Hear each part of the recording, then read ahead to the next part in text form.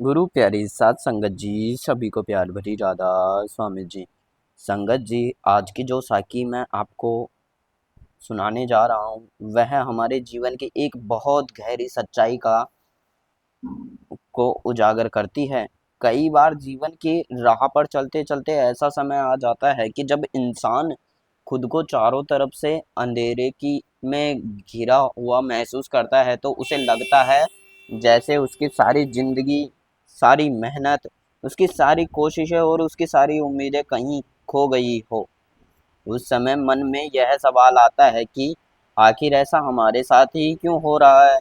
लेकिन संत महापुरुष हमेशा एक ही बात समझाते हैं कि जीवन में आने वाली हर कठिन घड़ी यूं ही नहीं आती। कई बार वही फल हमारे धैर्य, हमारे विश्वास और हमारे अंदर बैठे भरोसे की असली परीक्षा लेकर आती है। क्योंकि परमात्मा का दरबार कभी बंद नहीं होता, उसकी रहमत का दरवाजा हर समय खुला रहता है। फर्क सिर्फ इतना होता है कि कभी कभी इन उसकी दश दया का फल हमें उसी समय मिलता है, और जबकि इंसान खुद को पूरी तरह हार चुका समय लेता है। जब उसे लगता है कि अब उसके पास कुछ नहीं है, बाकी नहीं रहा। साथ संगत जी, अगर गहराई से देखा जाए तो इंसान की सच्ची निष्ठा उनकी सादगी और उनके छोटे छोटे अच्छे कर्मों से उनसे जीवन में उसका मुकाम तक पहुंचा देते हैं, जहां पहुंचकर उसकी किस्मत बदल जाती है। इसलिए आज जो साकी हम आपके सामने रखने जा रहे हैं वह सिर्फ एक घटना नहीं बल्कि एक सच्चाई है, जो कि बताती है कि जब इंसान का विश्वास अटल रहता है तो वह धैर्य के साथ आगे बढ़ता रहता है। तो एक समय ऐसा आता है कि जब हालात अचानक बदल जाते हैं और वही जीवन जो पहले अंधेरा लग रहा है था, उजाले से भर जाता है। इस साखी में छिपी हुई यही संदेश है जिसे बहुत कम लोग समझ पाते हैं। तो साथ संगत जी, यह साकी एक ऐसे गरीब मोची की है जो अपनी छोटी सी दुनिया में बड़ी ही सादगी के साथ जीवन बिता या करता था। उसकी हालत बहुत साधारण गरीब के जीवन का हिस्सा थी, लेकिन उसका मन बहुत निर्मल था। वह रोज एक पुराने आम के पेड़ के नीचे बैठकर जूते और चप्पलों की मरम्मत किया करता था। लोगों के फटे पुराने जूते, घिसे हुए सैंडल और टूटे हुए चप्पलों को जोड़ता ही उसका रोजगार था। दिन भर मेहनत करने के बाद उसे इतनी कमाई हो पाती थी जिससे कि उस तरह का उसका और उसके परिवार का गुजारा चल सके। मगर साथ संगत जी, उस मोची की असली दौलत उसके पास मौजूद पैसे नहीं थे, बल्कि उसका साफ दिल था, उसका संतोषी स्वभाव था।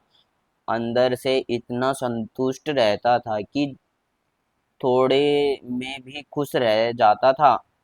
हर सुबह वह जल्दी अपने काम पर निकल जाता, अपने साथ एक साधारण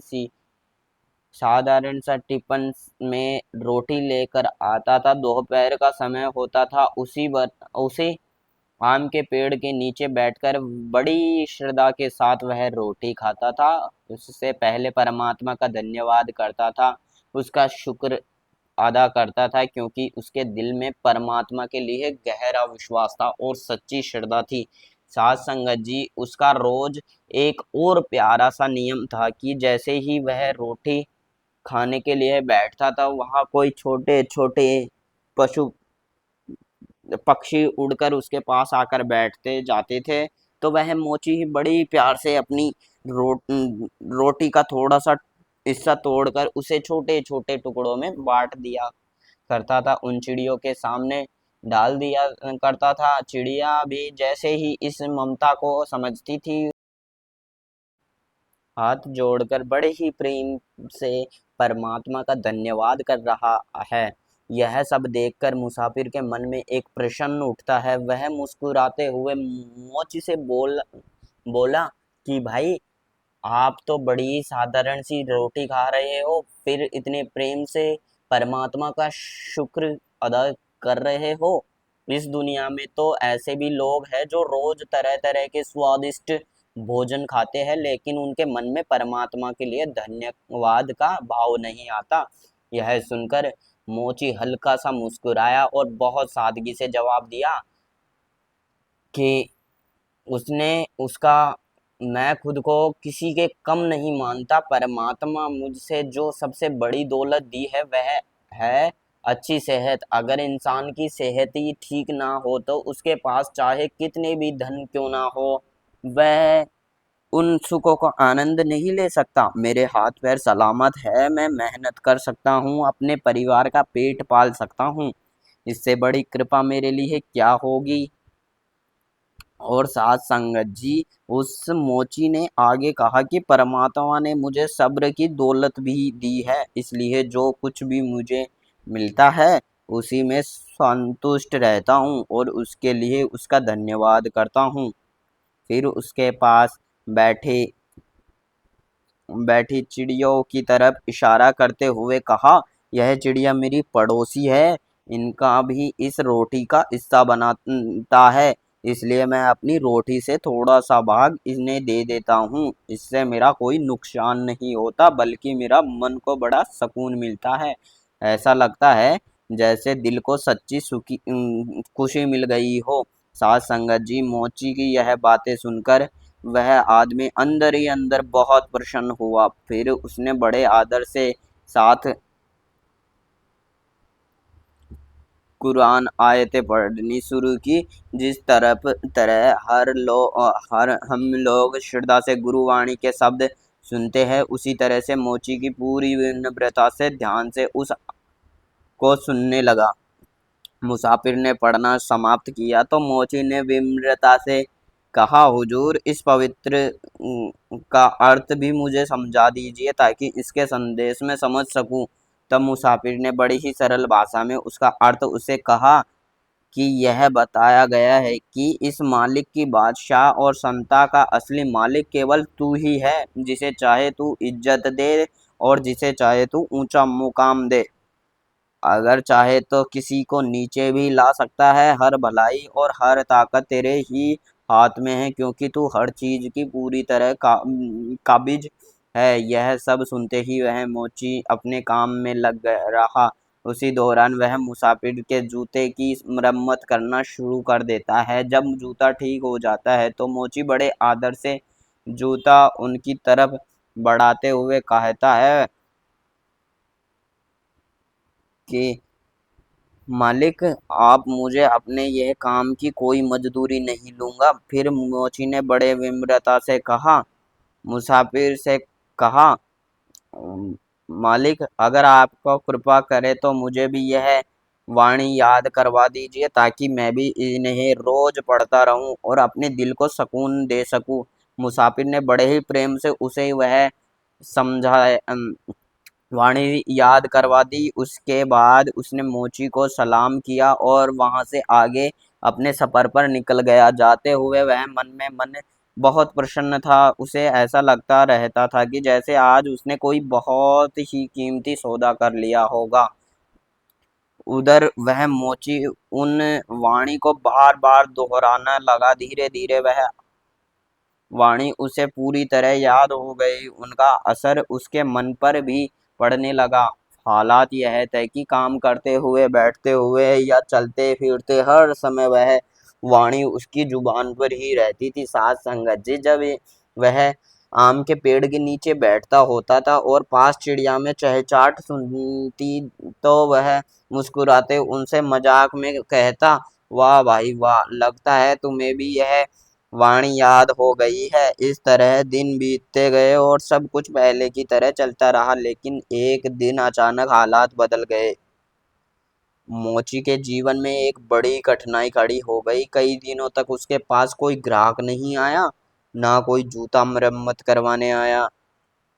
जो थोड़ा बहुत पैसा था उसके पास बचे थे, उसे वह घर के लिए थोड़ा सा राशन लेकर आया ताकि कुछ दिनों तक गुजारा हो सके, लेकिन उसके बाद भी काम नहीं मिला।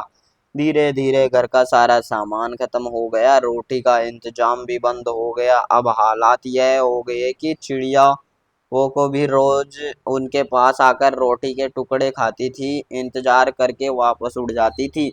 उधर मोची खुद भी कई कई बार सिर्फ पानी पीकर दिन निकालने लगा। भूखे से इसकी लगती थी कि, लेकिन उससे भी ज्यादा चिंता उसे अपने घर वालों की थी। शाम को जब वह थका हारा घर लौटता था, तब घर से सन्नाटा और बेबसी उनका इंतजार कर रही होती थी।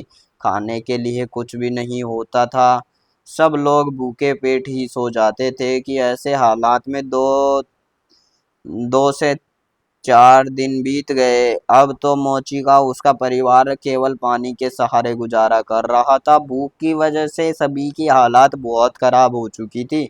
घर में ऐसी चीज कोई नहीं बची थी कि जिसे बेचकर थोड़ा राशन लाया जा सके। तभी एक दिन मोची की पत्नी की आंखों से आंसू आ गए। वह रोते रोते बोली, अब तो हालात बहुत खराब हो गई है। हमारे मासूम बच्चे भी भूखे से तड़प रहे हैं। 4 दिन हो गए हैं, इनके पेट में अन्न का एक भी दाना नहीं गया है। बताओ इन बेगुनाह बच्चों का आखिर क्या कसूर है। सास संगत जी, हालात इतने खराब हो चुके थे कि मोची की पत्नी से भी अब अपने बच्चों की हालत देखी नहीं जा रही थी। उनकी आंखों से आंसू आ रहे थे। दिन में बेबसी उनके धीरे से अपने पति से कहा, हमारे सामने वाले घर में आज बड़ी दावत चल रही है। बाहर हलवाई खाना बना रहे हैं, बहुत सारे लोग आए हुए हैं। आप एक बार पड़ोसी के पास चले जाओ, शायद वहाँ कुछ खाने का सामान दे दे, ताकि हमारे बच्चों का पेट भर सके। मोची खुद को भी बहुत उदासी महसूस हो रही थी। उसने भी भारी मन से अपनी पत्नी से कहा, तुम्हें तो पता है कि हमारा सामने वाला पड़ोसी कितना घमंडी, कितना लालची है, स्वभाव में आदमी है। मैं उसकी सामने हाथ फैलाना नहीं चाहता और ना ही किसी का एहसान लेना चाहता, लेकिन क्या करूं, इन मासूम बच्चों की हालात अब मुझसे देखी नहीं जा रही। मुझे इसके कोई खास उम्मीद भी नहीं है वह हमारी मदद करेगा, लेकिन अगर तुम कहती हो तो कोशिश कर लेता हूँ। शायद परमात्मा उसके दिल में थोड़ी जगह ही दया जगा दे। इतना कहकर वह मोची धीमे से कदमों से अपने पड़ोसी के घर की तरफ चल पड़ा। वहां पहुंचकर उसने विनम्रता से उसे प्रणाम किया और बड़े ही दुख भरे स्वर में बोला, सेठ जी, मैं बहुत मजबूरी में आपके पास आया हूँ। मेरे बच्चे 4 दिन से भूखे हैं। उनकी भूख और हालात अब मुझसे देखी नहीं जा रही। उसकी मजबूरी ने मुझे यहाँ आने के लिए मजबूर कर दिया है। अगर संभव हो तो मुझे कुछ खाना दे दीजिए, जिसकी मेरे पास कमाई होगी तब मैं आपको उनके बदले आपको पैसा दे दूंगा। मेरे बच्चों की हालात बहुत खराब हो चुकी है। अगर आपको यकीन ना हो तो आप मेरे घर चलकर खुद देख सकते हो। 4 दिन से उनको कुछ नहीं खाया, बस पानी पीकर ही गुजारा कर रहे हैं। अगर आज आज भी उन्हें खाने कुछ नहीं मिला तो शायद उनकी जान पर बन आएगी।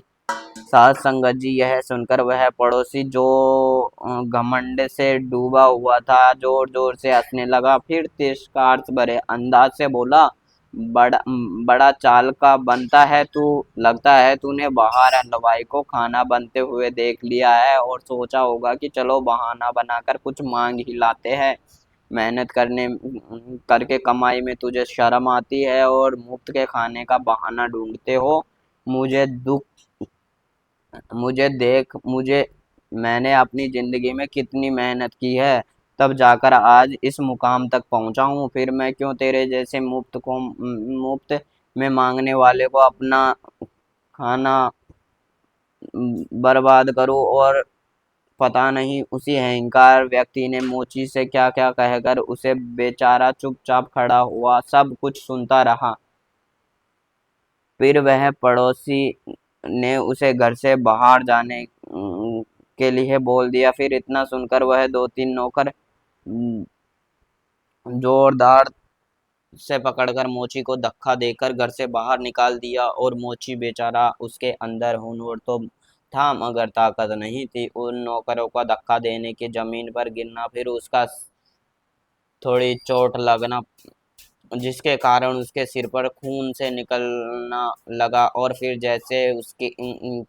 जैसे करके वह जमीन से उठा और अपने सर पर हाथ रखकर एक मस्जिद की तरफ चला गया, क्योंकि इस हालात में घर जाने की हिम्मत उसके अंदर नहीं थी, क्योंकि बच्चे खाने के लिए आशा लगा के बैठे हुए थे, अपने पिता की इंतजार कर रहे थे कि पिता खाना लेकर आएंगे।